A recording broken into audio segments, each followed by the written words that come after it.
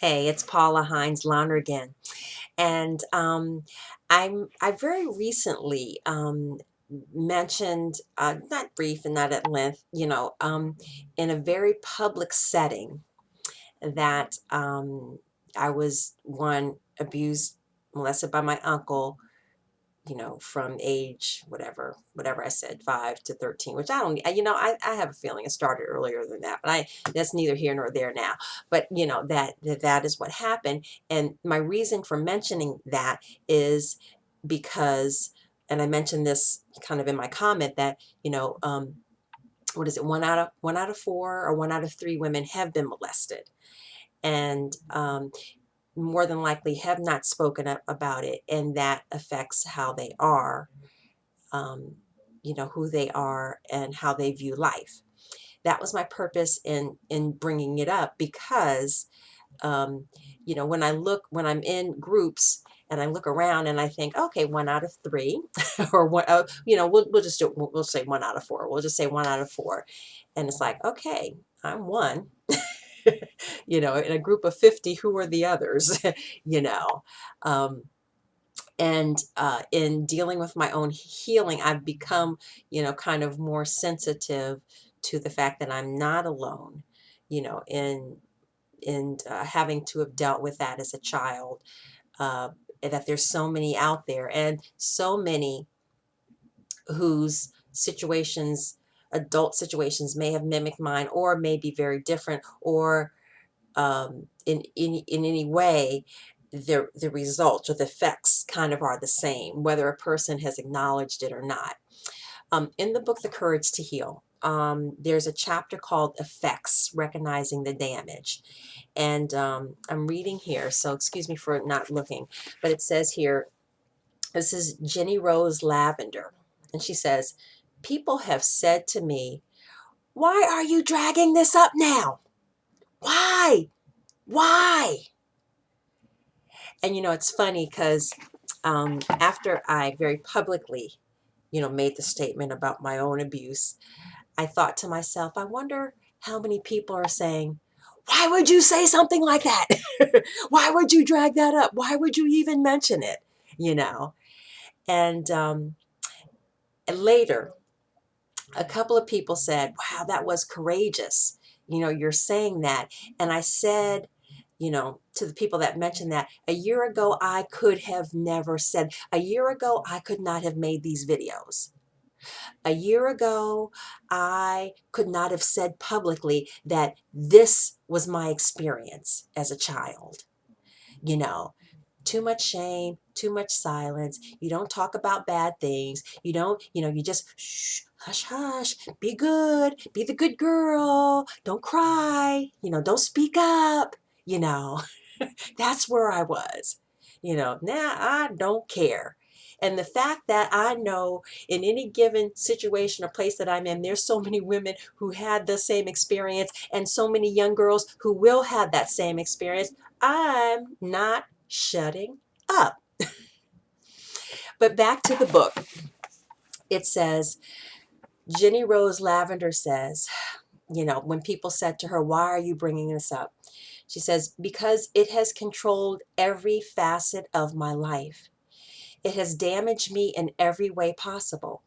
It has destroyed everything in my life that has been of value.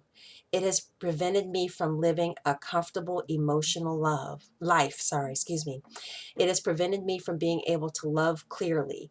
It took my children away from me. I haven't been able to succeed in the world. If I had a comfortable childhood, I could be doing anything today. I know that everything I don't deal with now is one more burden I have to carry for the rest of my life.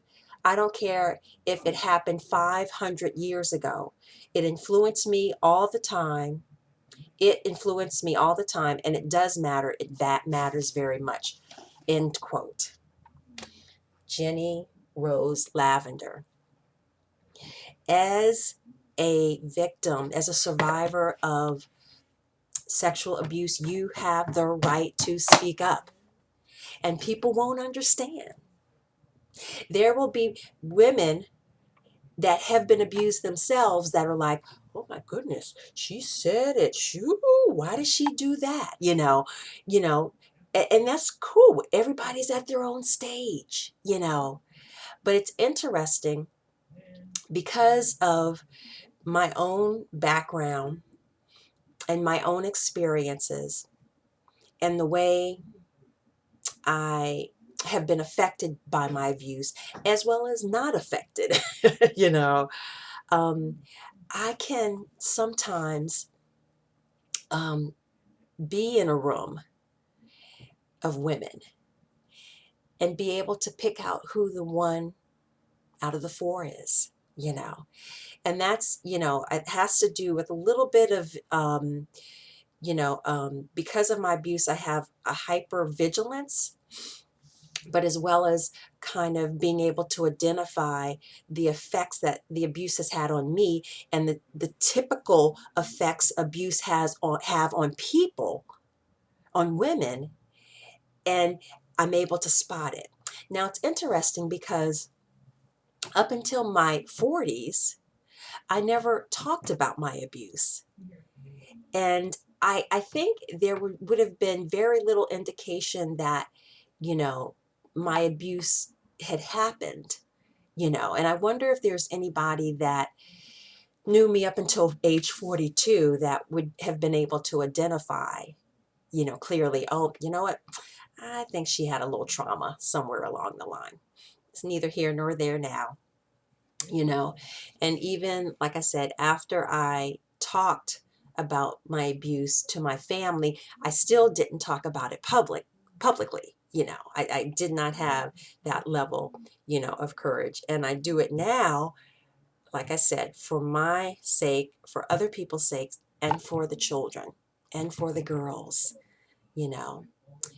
Um, but I guess my point, mainly in all of this is that, there's such a stigma, you know, about silence and shame, and and even, if it was your experience, you don't need to talk about it. But you know what?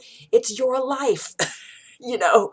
I mean, the whole point of like a person going to AA, I haven't been to AA, but in the people that I've spoken with, they go in and say their name, and I am an alcoholic. This is my experience.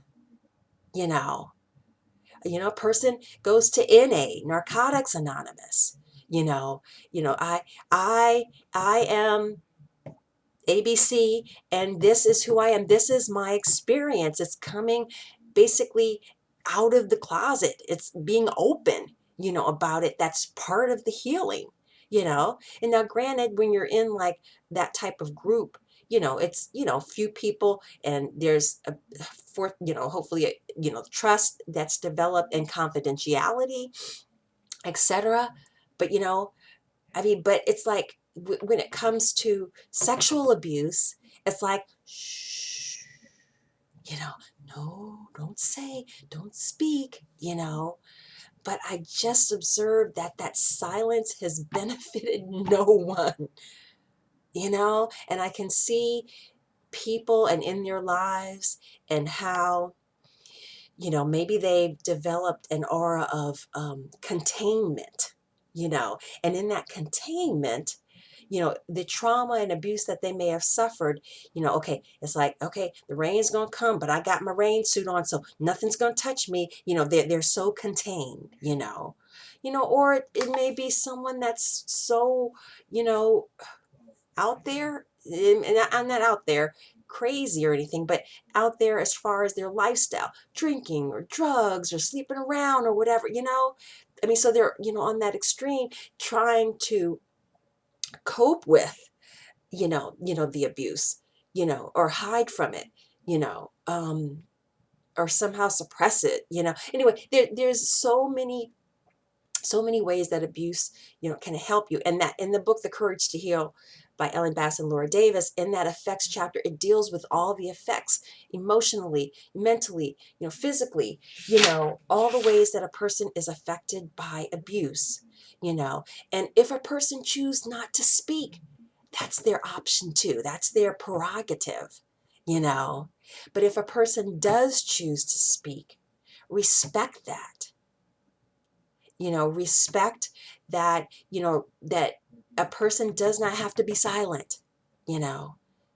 And you don't have to tell the world, but it's the person's prerogative, you know. There's so much heaviness that comes with the silence, with the containment, and generally for most people it starts to leak out. I've mentioned this in a video before. Lady was 60 years old in the bathroom crying because all of a sudden she remembered her abuse, you know.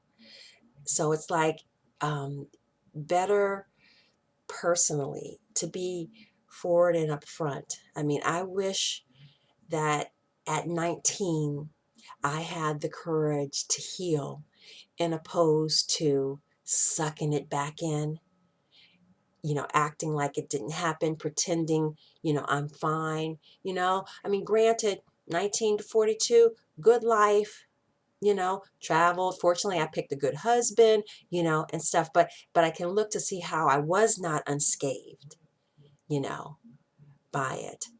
And the sooner you heal and work on the healing, I just feel the better off you are.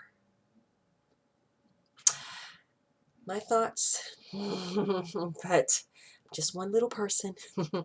I'm Paula Hines Lonergan, and time's up for me to be silent. Time's up for silence at gmail.com is my email address, or send me a note. I'm learning to say this now. Let me see. It's like, share, and sign up to my YouTube channel. Okay. All right. Let's continue the healing.